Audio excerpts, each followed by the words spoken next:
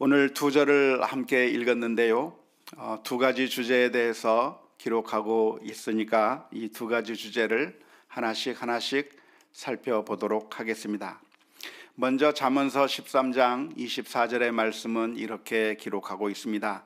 매를 아끼는 자는 그의 자식을 미워함이라.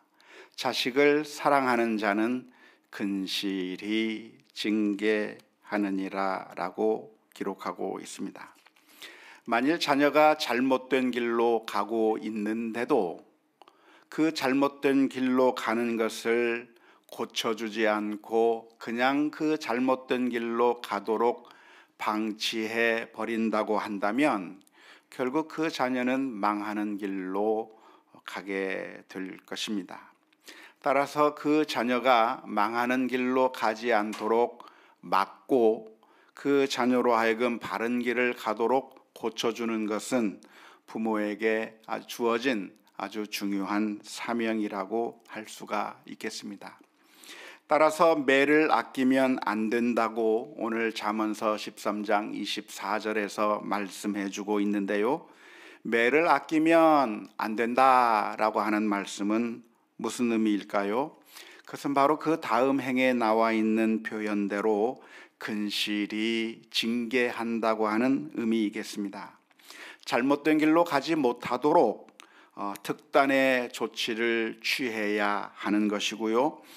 그 잘못된 길로 가지 못하게 여러 가지 방법을 통해서 그 자녀들을 바른 길로 인도하는 일이 필요하다고 하는 말씀입니다. 따라서 그 잘못된 길로 가고 있는 자녀가 있음에도 불구하고 아무런 조치를 취하고 있지 않는다고 한다면 그것은 자녀를 사랑하는 것이 아니라 자녀를 망치는 것이고 그 자녀를 사랑하지 않는, 다시 말하자면 미워하는 것과 다름이 없다고 하는 것이 오늘 본문의 말씀입니다. 아마 그 대표적인 예를 찾으라고 한다면 엘리 제사장의 예를 찾을 수 있겠습니다. 엘리 제사장의 두 아들이었던 홈니와 비느하스는 하나님 앞에서 악한 일을 하였습니다.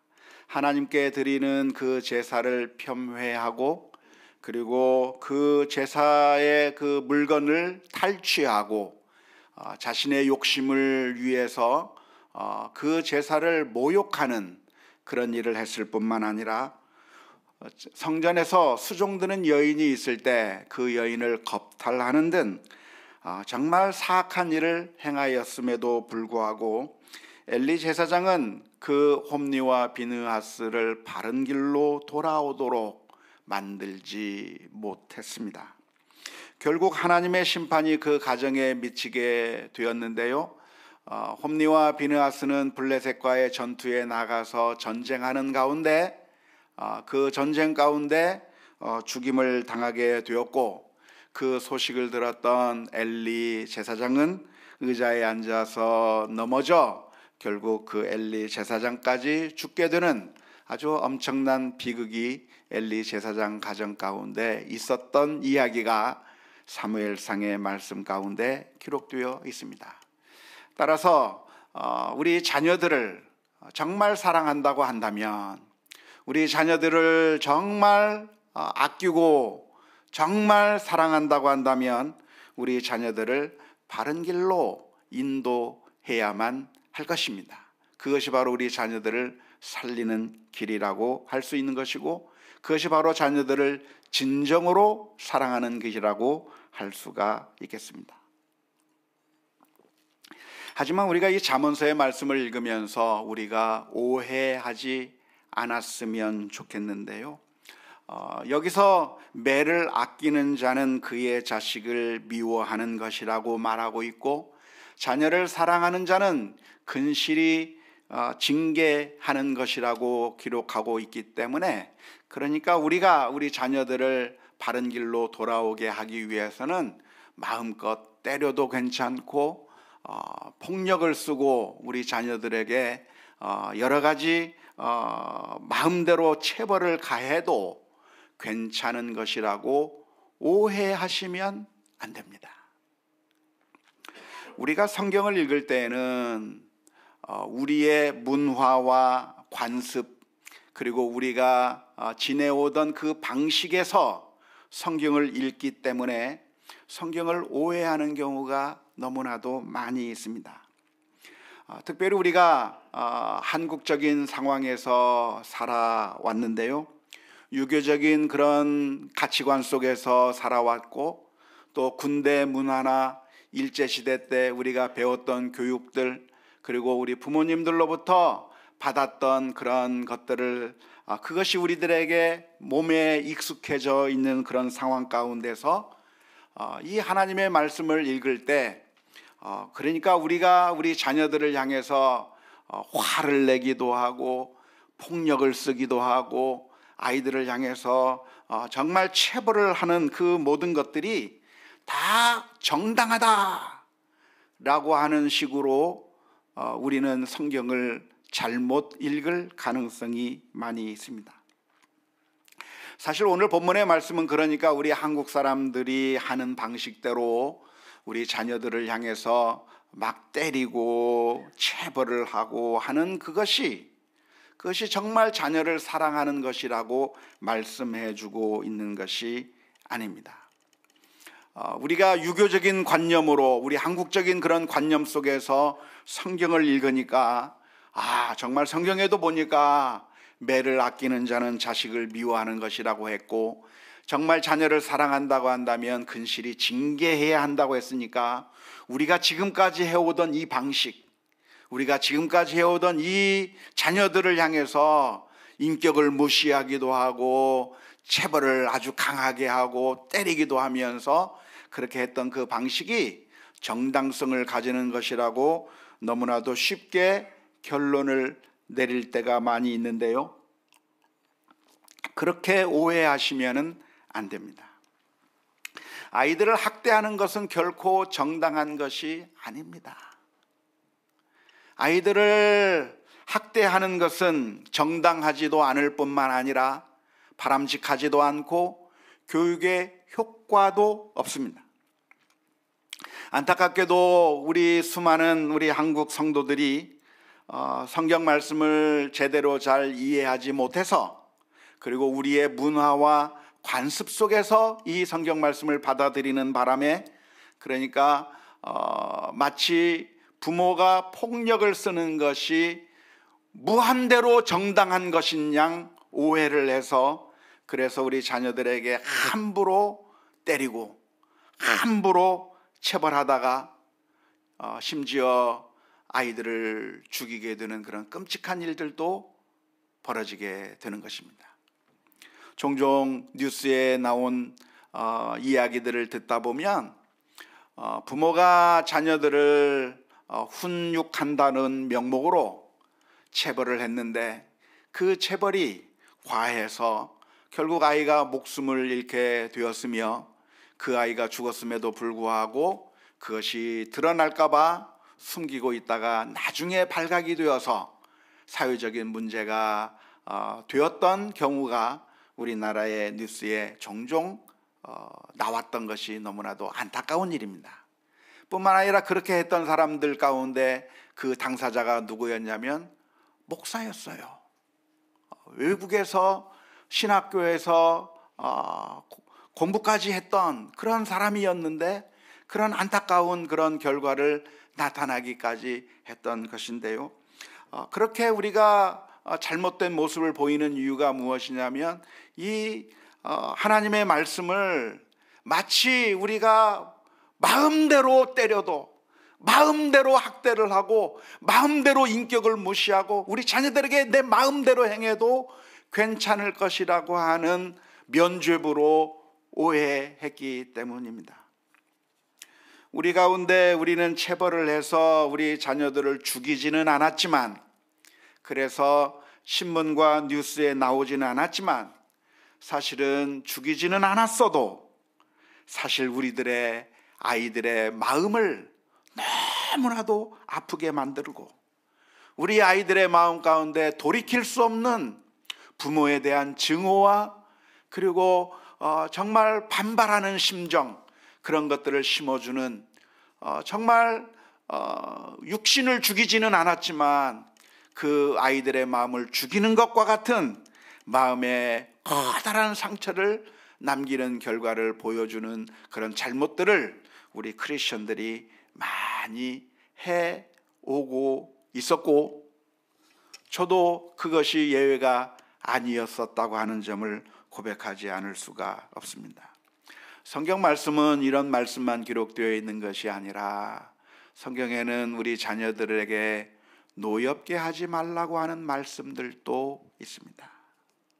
에베소서 6장 4절의 말씀에 보면 또 아비들아 너희 자녀를 노엽게 하지 말고 오직 주의 교훈과 훈계로 양육하라고 교훈하고 있습니다. 골로새서 3장 21절의 말씀에서도 똑같이 교훈하고 있는데요, 아비들아 너희 자녀를 노엽게 하지 말지니 낙심할까 함이라 라고 교훈해 주고 있습니다. 우리 자녀들을 가르칠 때 우리 자녀들을 노엽게 하지 말라고 하신 이 하나님의 말씀에 우리가 귀를 기울여 들어야 하는 것입니다. 자녀들이 잘못된 길로 나가고 있을 때 그 잘못된 길로 나가고 있는 그 자녀의 모습이 너무나도 안타깝고 너무나도 참 속상해서 그 아이를 바른 길로 인도하고 싶은 그런 마음이 부모님들에게 있을 것입니다. 하지만 그 방법을 시행함에 있어서 그냥 화를 내버리거나 그냥 체벌해버리거나 하는 것을 통해서 우리 자녀들을 노엽게 만들어 버리게 된다고 한다면, 그러면 우리 자녀들이 부모의 말씀을 잘 듣는 것이 아니라 사실은 제대로 된 교육 효과가 나타나지 않는 것이죠. 종종 부모가 무서워서 그 일을 중단하는 것처럼 보일 수는 있지만, 그러나 사실은 그 마음 가운데 여러 가지 반발심 가운데 그냥 지금은 내가 힘이 약자이고 지금은 내가 부모님에게 대들 수 없고 지금은 내가 어린아이이기 때문에 내가 어떻게 할 수 없어서, 그리고 그 집안에서 부모의 그 보호 아래 있어야만 하기 때문에 집을 떠나가면 아이들이 기댈 수 있는 곳이 없잖아요. 어디 가서 먹을 수도 없잖아요. 할 수 없이 부모에게 붙어 있어야만 하는 그 약자의 입장에서 할 수 없이 두드려 맞아도 그래도 이 집안에 있어야만 하는 그런 약자의 입장 가운데서 부모에게 순종하는 것처럼 보이고 그리고 말을 듣는 것처럼 보이지만, 사실은 마음의 동의가 돼서 순종하는 것이 아니라 그냥 부모가 무서워서 그 말에 순종하는 것처럼 보이는 반응을 할 뿐인 것이죠. 특별히 우리가 신앙을 가르칠 때에 우리가 조심해야 될 것이 무엇이냐면, 신앙을 우리 부모가 억압적인 방법으로 우리 아이들에게 신앙을 전수할 수는 없다고 하는 것이에요.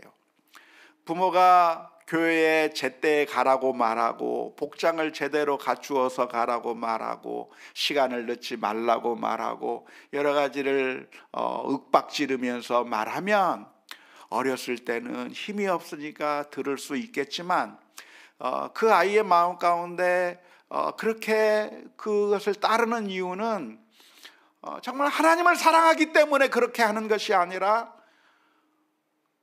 맞으니까, 내가 혼나니까 혼나지 않기 위해서 그것을 피하는 방법으로 신앙생활을 하는 것처럼 보이는 것뿐이지, 그 아이의 마음 가운데 참된 믿음이 들어가서 그런 것은 아니게 되는 것입니다. 우리가 믿음을 가르친다고 한다면 참된 복음을 들려주어야 하는 것이죠. 우리 모두가 다 하나님 앞에서 죄인들인데, 그래서 늘 실수가 많고 늘 잘못할 수밖에 없는 연약한 자들이기 때문에 우리의 힘과 능력으로 우리가 의롭게 될 수 없는 자들이기에 우리 주님께서 우리를 위하여 이 세상에 오셨으며 우리를 위하여 피 흘려 주셨고 그 보혈의 피 때문에 우리가 구원을 얻게 된다고 하는 그 하나님의 놀라운 사랑을 우리 자녀들이 이해하고 받아들여야, 그래야 마음속에서 주님을 사랑하는 마음이 생기고 마음으로 주님을 찬양하고 예배할 마음이 생기는 것이지, 매로서 우리 아이들에게 믿음을 심어주길 수는 없는 것이죠. 말을 억지로 강가로 끌고 갈 수는 있지만 그 말에게 억지로 물을 먹일 수 없는 것과 마찬가지로 우리가 아이들에게 화를 내고 윽박지르고 때림으로써 그 아이들에게 제대로 된 길을 가르쳐 줄 수 있는 것이 아니다고 하는 사실을 기억해야 할 것입니다.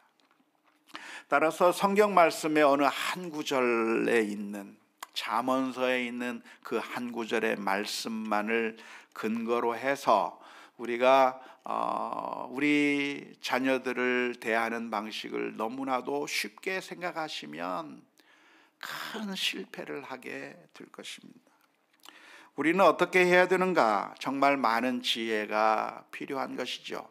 따라서 우리는 더 많은 것을 배워야 하는데요, 성경을 통해서도 배우지만 성경이 아닌 곳을 통해서도 많이 배워야 할 필요가 있습니다.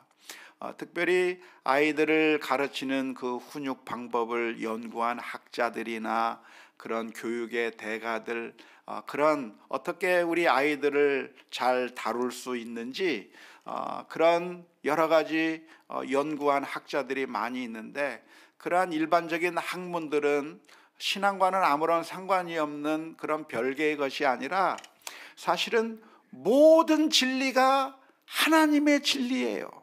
성경에 나와 있는 말씀만 하나님의 진리가 아니라 우리가 가지고 있는 이 세상에서 만날 수 있는 모든 진리는 다 하나님의 법칙이고 하나님의 진리이기 때문에 우리가 일반적인 그런 가르침과 교육에도 귀를 기울이면서 배워나가야 하는 것이죠. 그래서 정말 우리 자녀들을 어떻게 하면 이런 문제를 가지고 있고 저런 문제를 가지고 있고 하는 그런 우리 자녀들을 어떻게 바른 길로 인도할 수 있을까?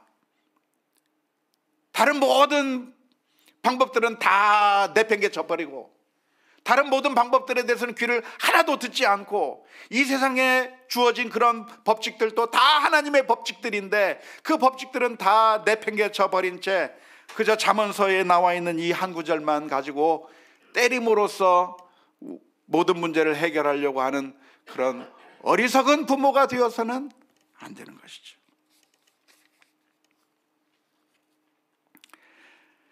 대부분의 경우 문제가 발생하는 이유는 매를 드는 경우가 정말 아이가 잘못을 했고 그리고 바른 길을 가르쳐야 하기 때문에 매를 들게 되는 것이 아니라고 하는데 문제가 있습니다. 사실은 왜 부모가 그런 긴박한 느낌을 가지고 자녀를 향해서 훈육을 해야 되겠다고 하는 그런 느낌을 받게 되는가? 그것은 사실은 우리가 우리 자녀들을 제대로 잘 이해하지 못했기 때문입니다. 그래서 우리 자녀들을 이해하지 못했기 때문에 우리들의 마음 가운데 화가 나는 것이고, 그리고 그 화를 주체하지 못해서 그 분노가 동기가 되어서 때리고 매를 들게 되는 방식으로 나타나게 되는 것이죠. 제가 한국에 와서 어린이날 울산에 한번 간 적이 있었습니다. 몇 년 전인데요. 그래서 점심때가 돼서 식당에 가서 밥을 먹는데 옆상에서 한 가정이 식사를 하고 있는 겁니다. 그게 그 식당이 무슨 식당이었는가? 아마 비빔밥을 먹는 식당이었는지 아마 그런 것 같아요.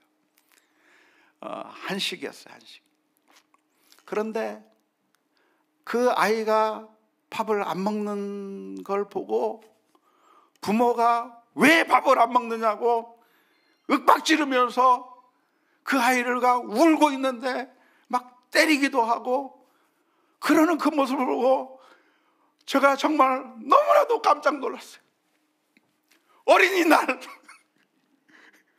어린이날에 짜장면 먹으러 간 것도 아니고 어른들이 좋아하는 한식당에 와서 아이가 싫어하는 그것을 먹지 않는다고 화를 내고 때리고 윽박지르는 그 부모를 보면서 왜 이럴까? 근데 그 장면이 아주 생생하게 기억에 남는 게 어쩌면 그게 우리들을 그대로 드러낸 모습이기 때문에 그렇습니다. 우리가 훈계해야 될 것을 훈계해야 되는데 훈계해야 될 이유가 아닌 것들로 훈계하고 있는 겁니다. 아이가 밥을 먹지 않는다고 한다면 배가 불러서 안 먹는 거예요. 먹기 싫으니까 안 먹는 겁니다. 그런데 왜 먹으라고 윽박지르고 그러면서 우리 아이들의 마음을 아프게 하는 것인지, 대부분의 경우는 부모가 자녀들의 마음을 읽어주지 못하고 우리 자녀들의 마음이 무엇인지 모르기 때문에 거기서부터 문제가 발생하는 것이죠. 아이가 밥을 먹지 않는다고 한다면 왜 밥을 먹지 않으려고 하는지, 맛이 없는지, 속이 더부룩한지, 지금 다른 무엇인가를 더 하고 싶은 것은 없는지, 여러 가지 다양한 그 욕구들이 있을 텐데 그 아이가 원하는 것이 무엇인지에 대해서 귀를 기울여 그 아이의 마음을 읽으려고 하는 마음은 하나도 없는 채, 목표는 내가 세워놓고 그 목표에 따라오지 아니하면 윽박지르고 때리고, 그리고 그 아이의 마음을 아프게 하고 체벌을 하는 그런 모습들을 우리 부모들이 너무나도 많이 하고 있다는 거예요. 그러면서 성경 말씀을 들이대고 내가 사랑하기 때문에 때린다고 말하는 그런 황당한 일들이 우리 가운데 있는 거예요. 성경의 교훈은 무엇인가? 잠언서 18장 13절의 말씀에 사연을 듣기 전에 대답하는 것은 어리석은 거예요. 사연을 들어봐야죠. 왜 그런 행동이 나왔는지, 왜 내가 이해하지 못하는 일들을 하고 있는지, 아이를 이해하려고 하는 내 눈을 낮추어서, 그래서 그 아이의 마음을 읽어보려고 하는 그런 노력을 해야, 그렇다고 한다면 사실은 체벌할 이유들이 사실은 하나도 없어요. 대부분의 체벌은 자녀들을 제대로 이해하지 못해서 나오는 것이기 때문에 대부분은 다 역효과를 낼 뿐이고, 더 심각하게는 우리 자녀들을 율법주의자로 만들어 버리고 맙니다.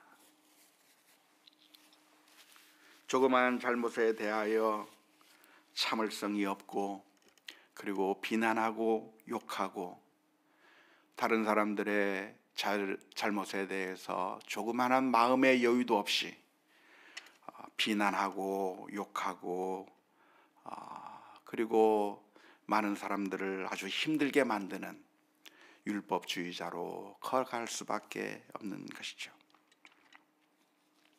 사실은 우리 부모가 우리 자녀들을 제대로 이해하지 못했기 때문인데요, 우리가 체벌을 해야 하는 경우가 생긴다고 한다면 그것은 지극히 제한적으로, 그리고 정당한 사유에 의해서, 그리고 자녀들이 그 체벌의 이유에 대한 것을 충분히 이해할 수 있을 때 이루어져야 하는 것이죠.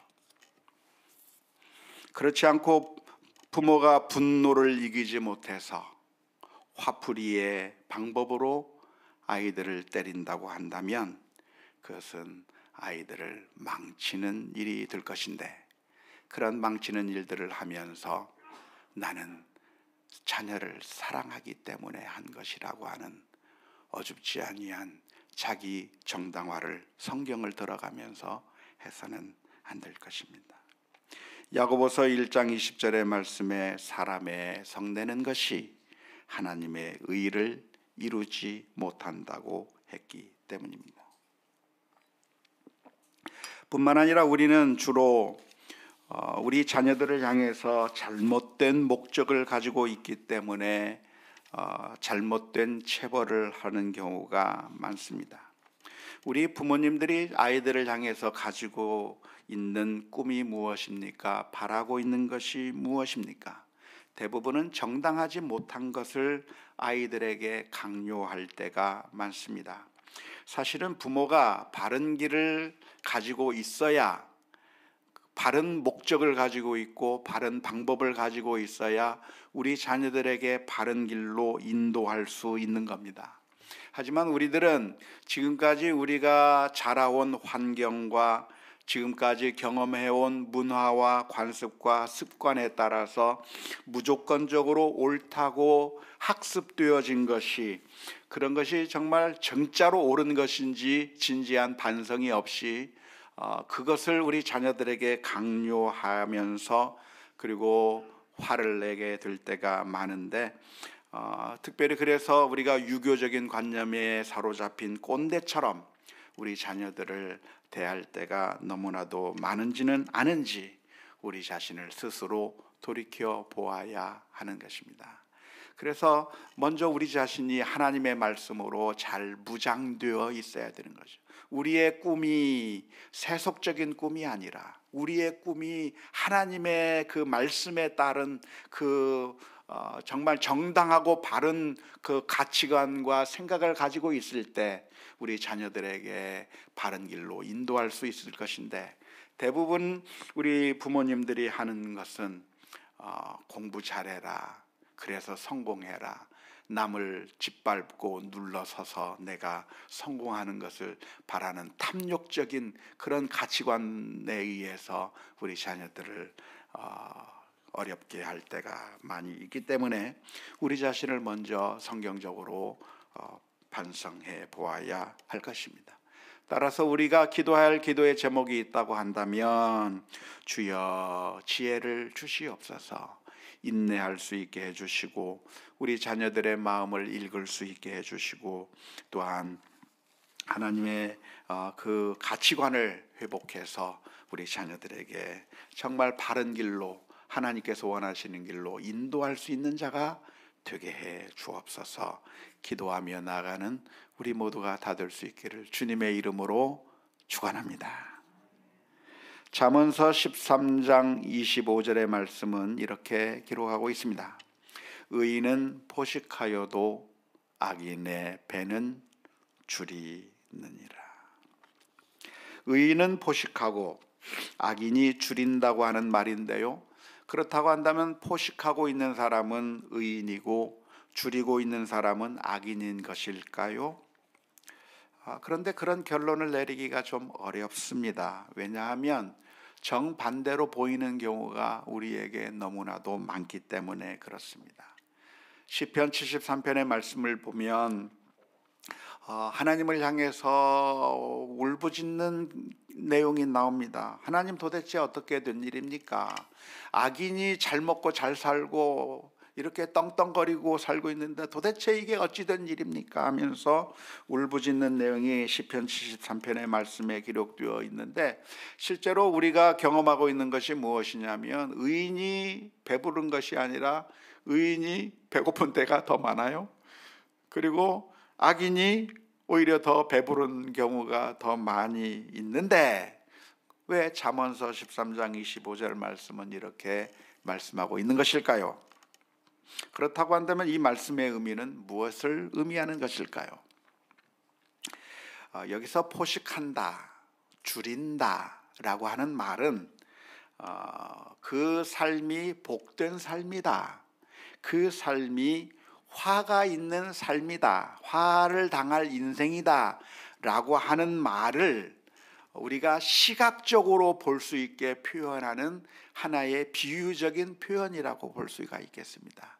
그러니까 의인이 정말 물질적으로 배부르고 그리고 악인은 물질적으로 다 이렇게 힘들게 살게 된다라고 하는 그런 의미라기보다는 성경은 대부분 이런 영적인 가치를 가르치기 위해서 물질적인 용어로 설명하는 경우가 많이 있거든요. 성경 전체가 다 그렇습니다. 그래서 성경에서 복을 설명할 때 어떻게 설명하냐면 나가서도 복을 받고 들어와서도 복을 받고 광주리가 복을 받고 등등 이렇게 물질적인 복으로 설명하는 경우가 많이 있는데 사실은 그게 진짜 복이기 때문에 물질적으로 표현하기보다는 그렇게 물질적으로 표현을 해야 우리가 생생하게 이해하기 때문에 그렇게 물질적인 표현을 하고 있는 겁니다.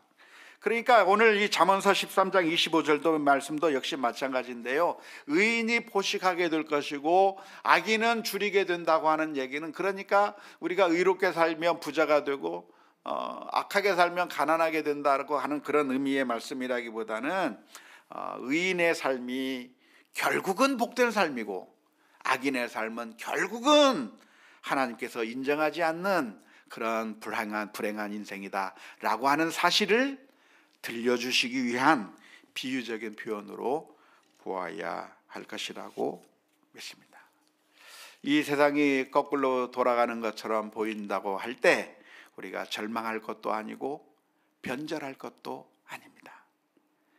의인은 고난을 받고 악인은 승승장구하는 모습을 볼 때 우리들은 때로는 절망할 수 있고 때로는 변절해서 그냥 악하게 살아도 되겠구나 라고 변절하기가 쉬운데, 그런 길로 가는 것이 아니라 하나님을 믿고 신뢰하고 의롭게 사는 것이 결국은 복된 길이다, 하나님께서 인정하시는 길이다 라고 하는 사실을 기억하면서 믿음으로 승리하는 우리 모두가 다 될 수 있기를 주님의 이름으로 축원합니다.